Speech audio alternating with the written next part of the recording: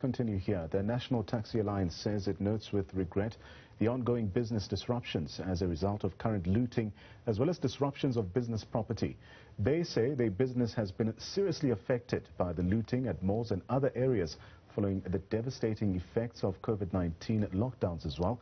The Alliance says they cannot afford to lose the only black-owned and controlled industry in their watch. The Alliance has vowed to protect operations at taxi ranks and malls they operate in with immediate effect. Joining me now is Theo Malele, the national spokesperson for the National Taxi Allaince. Dr. Malele, a pleasure to have you on the program this afternoon. Now, the general sentiment this week has been that the taxi drivers have come to the rescue for many businesses in the country that stood as possible targets for looters. Talk us through the role that the taxi industry has played and what instruction you gave to your drivers. Yes, good afternoon, and thanks for having me. Basically, what we had agreed as business people running this industry was that we needed to have a structural approach where the actual operations are actually being taken care of by a coordinated a system. So that we are visible at all these places of our operations, that is the malls, the taxi ranks, and ensure that we are not going to actually lose these roots that we've nurtured for so many years. And because we are an apolitical and economic interest group, and therefore we would not be participating in such barbaric acts, and we wouldn't even condone that either. So we will defend our business, and we will also ensure that the economy of the country is being actually safeguarded from these guys that are actually causing mayhem. And we do not ascribe to that, and we will do everything in our power to ensure that this does not happen.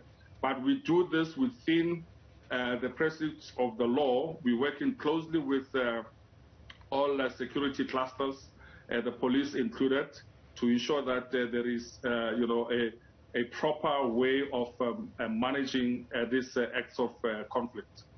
Now, Mr. Malele, the taxi industry, of course, has also been impacted as a result of these criminal acts.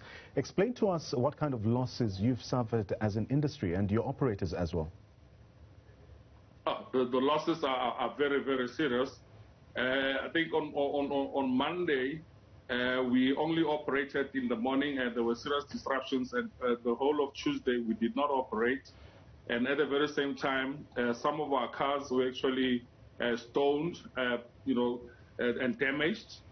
So the actual loss is, runs into millions. And this has not only affected the taxi industry, it has affected the vendors that are at the taxi ranks.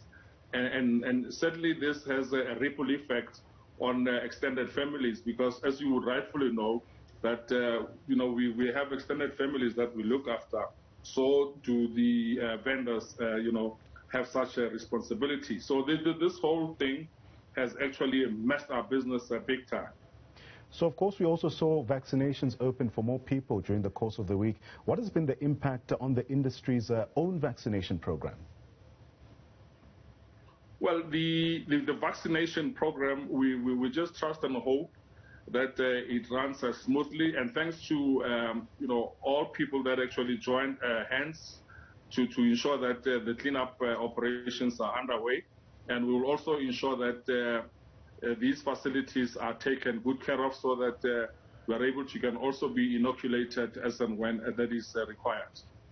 Now, I also want to get your take on the impact on business disruptions. You alluded to it a bit earlier on in our conversation, the result of looting and disruption to business. Of course, it seems that calm has been restored, especially in large parts of the country where we also saw these acts of violence. What is your assessment of the situation on the ground right now? Well, I must say that, we're having those few bumps on our seats. And we are very hopeful that this will improve going forward. Although, COVID-19 regulations have also had a toll on us. But yeah, I guess we just have to soldier on, because what is important is that people must be safe, lives must be saved, in order for all of us to can actually exist and become successful business people. Well, thanks there to the NTA's Theo Malele speaking to us about how they've suffered an impact, of course, because of those days of violence as well as widespread looting. They're saying that their operations were also impacted by this.